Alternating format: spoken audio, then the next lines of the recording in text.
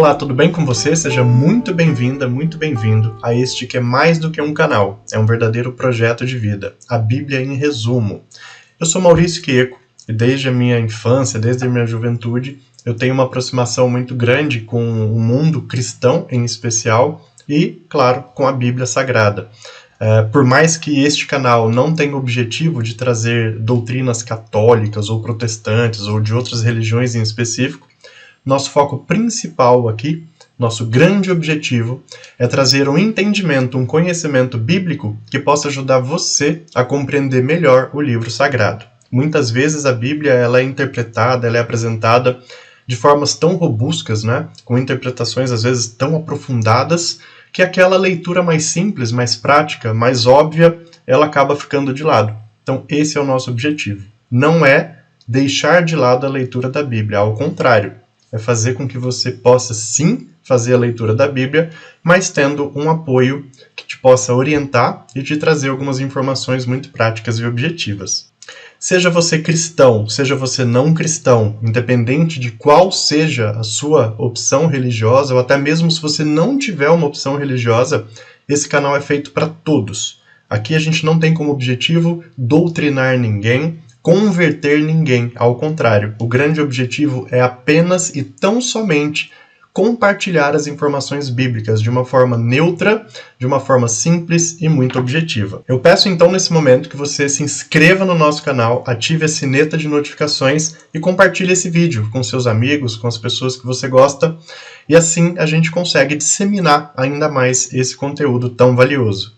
Caso você esteja iniciando a experiência no nosso canal por este vídeo, eu recomendo que você vá lá no vídeo 0, Conceitos e Origens, e você vai compreender que a nossa playlist é uma sequência. A gente apresenta todos os livros bíblicos numa sequência muito prática, iniciando pelo vídeo 0, Conceitos e Origens, e, claro, seguindo ali a sequência bíblica da maneira como ela é. E o último convite que eu faço antes da gente iniciar o conteúdo desse vídeo é para que você dê uma olhadinha. Logo abaixo ao vídeo, aqui na descrição, você tem 2 links. Nós temos um livro da Bíblia em resumo, que é um livro que foi escrito ao longo de quase 7 anos de estudo, que foi desenvolvido para que a gente tivesse esse material hoje para compartilhar com você.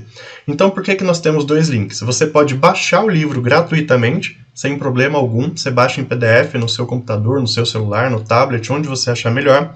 E claro, se você quiser contribuir com o nosso projeto, você tem um link também para comprar o livro. Tá? Então você está vendo aí que na verdade a gente oferece o livro gratuitamente e aquelas pessoas que querem ajudar o nosso programa, o nosso projeto, pode fazer a aquisição desse livro, vai chegar aí na sua casa.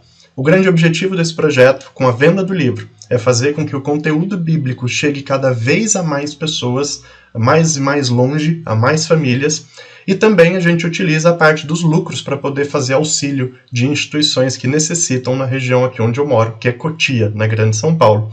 Então, esses são os recadinhos e agora a gente vai para o conteúdo deste vídeo. Vamos lá?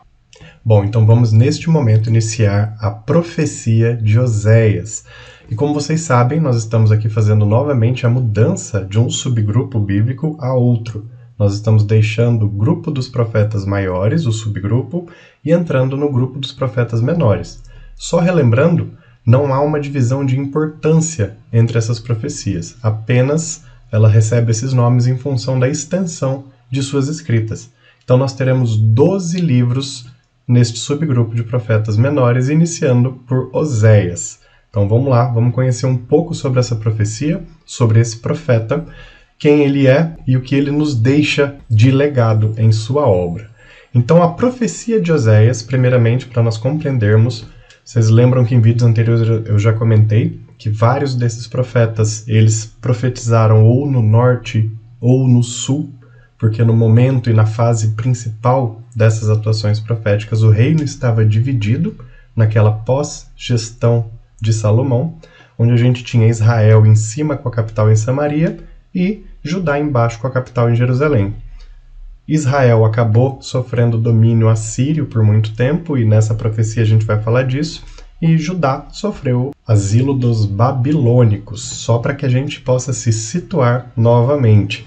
Este nosso querido profeta Oséias, ele profetizou no norte, em Israel, onde a capital era Samaria.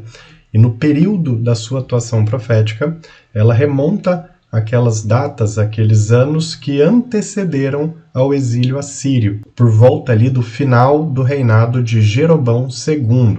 Então toda a sua atuação profética, de uma certa forma, ela visa uma preparação, ela visa uma tentativa de evitar que o caos, que a entrega de Israel para os assírios acontecesse.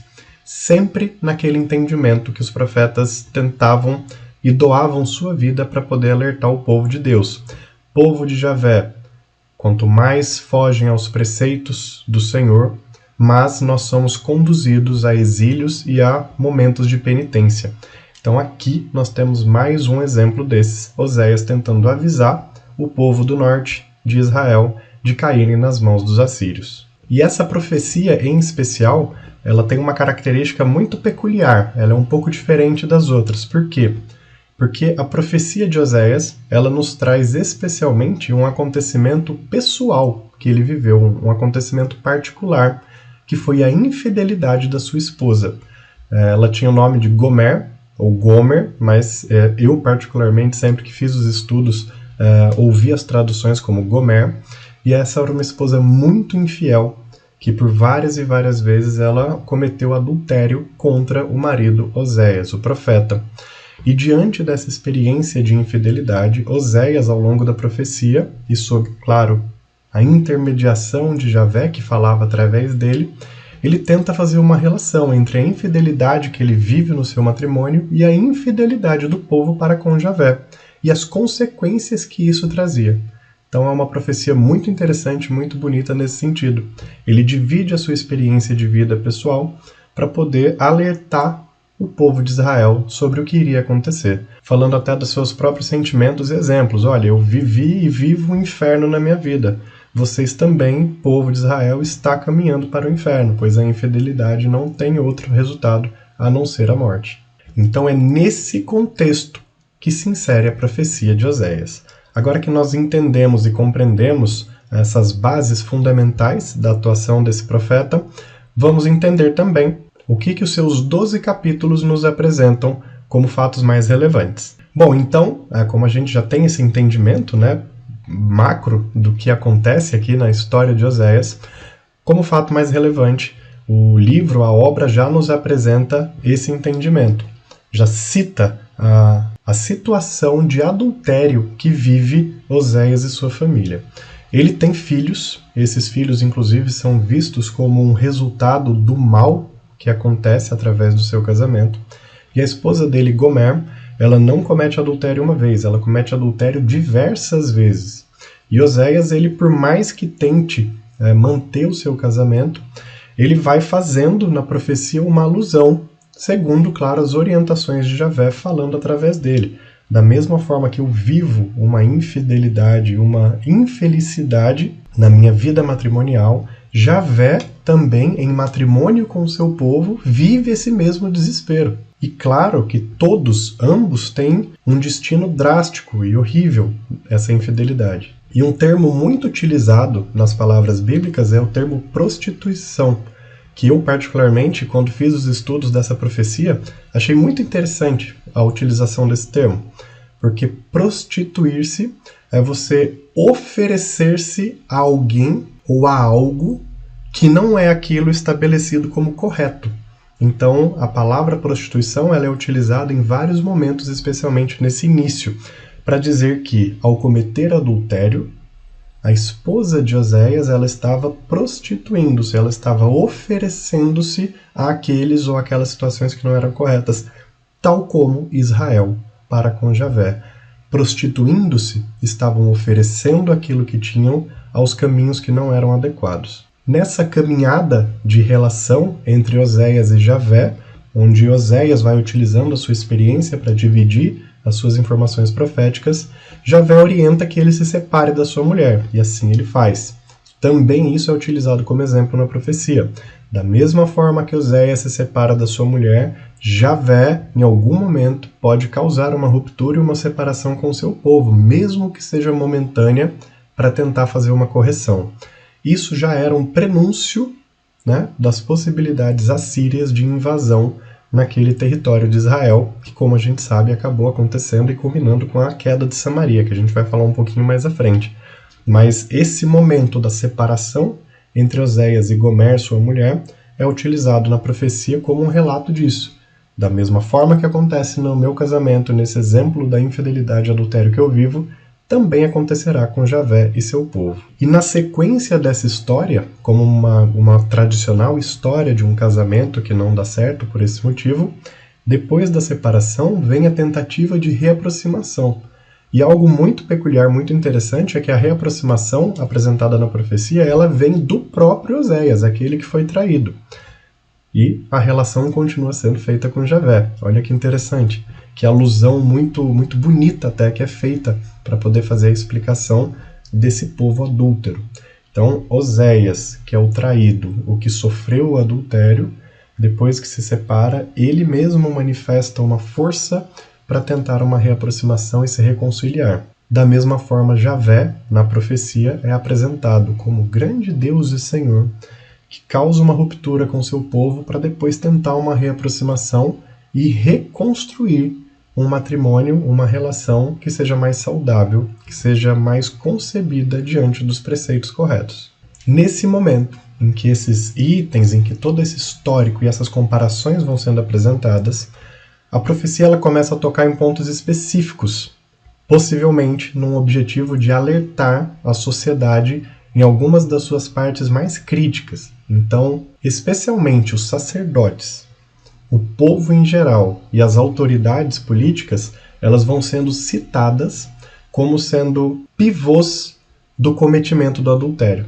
Da mesma forma que Oséias sofre o adultério vindo de sua mulher Gomer, Javé sofre esse adultério especialmente dessas três bases: os sacerdotes, o povo e as autoridades, a governança. Bom, então em relação a esses três alvos agora que a profecia acaba se direcionando a eles, por todos os motivos que a gente já está abordando e explicando aqui, sacerdotes, povo e as autoridades, talvez aquele que tem mais ênfase, por motivos espirituais e religiosos, obviamente, é o grupo dos sacerdotes. Então a profecia ela acaba evidenciando que nesse exemplo dado por Oséias sobre a infidelidade que o povo vai tendo, os próprios sacerdotes, eles são um exemplo negativo dessa infidelidade sendo praticada. E a profecia ela vai detalhando algumas percepções que o profeta tem ao longo do seu período em relação à atuação desses sacerdotes, que acabam se utilizando das suas atividades religiosas, da sua autoridade espiritual, para ter ganhos próprios, para se autopromover, para se autorrevelar, e isso acaba sendo um dos principais fatos que gradualmente vai desagradando Javé, obviamente. Já quando o profeta se direciona aos dois outros grupos, que é o povo e as autoridades, os governantes, ele fala em especial de idolatrias e da hipocrisia. Então, como vocês podem perceber, para cada um desses três alvos que a profecia do meio para o final dela vai se direcionando, ela tem um motivo muito prático, muito objetivo para apontar onde está ali o adultério daquele povo ou daquele grupo. Dos sacerdotes, esse adultério vem da autopromoção e do uso do seu posto para o bem próprio. Os governantes, eles são apontados como sendo utilizadores da grande hipocrisia, orientando o povo a fazer coisas e por trás eles estavam deturpando e tentando também promover seus próprios ganhos. E o povo é citado como sendo o grande alvo do erro da idolatria, buscando outros deuses mais práticos, mais fáceis, mais agradáveis. E nesse ponto, inclusive, a profecia ela é bem pontual, ela é bem específica em dizer para a gente justamente sobre isso. Da mesma forma que o adultério é uma prostituição que faz com que o homem ou a mulher busque algo que aparentemente é melhor, a idolatria faz o mesmo. E nesse ponto a profecia realmente ela dá um grande e maravilhoso exemplo, uma grande lição em relação a tudo isso, não apenas para aquele povo daquele tempo, mas para outros períodos que o judaísmo acabou vivendo, em circunstâncias parecidas. Então, como vocês podem ver, é uma profecia muito bonita, muito intensa e que vai chegando ao seu final. E nesse final, uma série de pecados e erros vão sendo relatados, vão sendo apresentados pelo profeta diante daquilo que ele vê e diante da atuação dele em nome de Javé. Então, quando a gente olha para Oséias dessa maneira, né, que pega o seu exemplo de vida, que é o adultério que infelizmente ele vive, traz para a realidade de Israel, começa a apontar as falhas especialmente desses 3 grupos da sociedade, e cita, vai detalhando os pecados que essas pessoas cometem, fica claro que ele tenta desesperadamente fazer com que esse grande grupo israelita evite cair novamente nas penitências impostas por Javé, como a gente já viu acontecer em outras ocasiões, até em outros livros. Mas é o que acaba acontecendo. O próprio livro vai narrando esses pecados, esses erros e essa proximidade do povo ao domínio assírio, que já ao final da profecia, o que a obra nos apresenta é justamente isso. A profecia vai acabando, Oséias vai terminando ali a sua atuação, dizendo que os assírios agora estão batendo na porta de Israel e sobre nós, infelizmente, irão governar e colocar a sua cultura imperando sobre a nossa. E é dessa forma que o livro vai se encerrando, com todo esse recado, com toda essa manifestação. Como eu falava para vocês, é um livro que ele não é tão extenso, mas ele é bastante intenso, porque a história ela é muito pesada. Né? Essa evidência que Oséias traz da sua própria vida acaba sendo uma base para que ele consiga fazer um trabalho maravilhoso, né? Uma profecia maravilhosa. E isso, de fato, o faz um grande profeta. Tá bom? Espero que vocês tenham gostado muito dessa abordagem. Eu, particularmente, gosto bastante desse livro. É um livro muito interessante. E espero vocês, claro, nos nossos próximos conteúdos. Vamos continuar falando sobre os profetas menores. Nunca esqueça de pedir e reforçar. Não é inscrito? Se inscreva no canal, ative a sineta de notificação, compartilha também esse vídeo com as pessoas aí que você sabe que vão se interessar por esse tema dessa forma e com essa abordagem. Outro convite que eu faço, na descrição lá abaixo você tem sempre 2 links. Nosso projeto, a Bíblia em Resumo, é um livro, então nós temos esse livro para que você possa baixar gratuitamente em PDF, celular, tablet no seu computador, onde você preferir, você baixa gratuitamente. Caso queira ajudar o nosso projeto a chegar cada vez a mais e mais famílias e também nos auxiliar a ajudar instituições aqui da região onde eu moro, que é Cotia, você pode comprar o livro, ele chega aí na sua casa, na nossa lojinha virtual, tá bom? Eu sou Maurício, espero vocês. Tchau, tchau!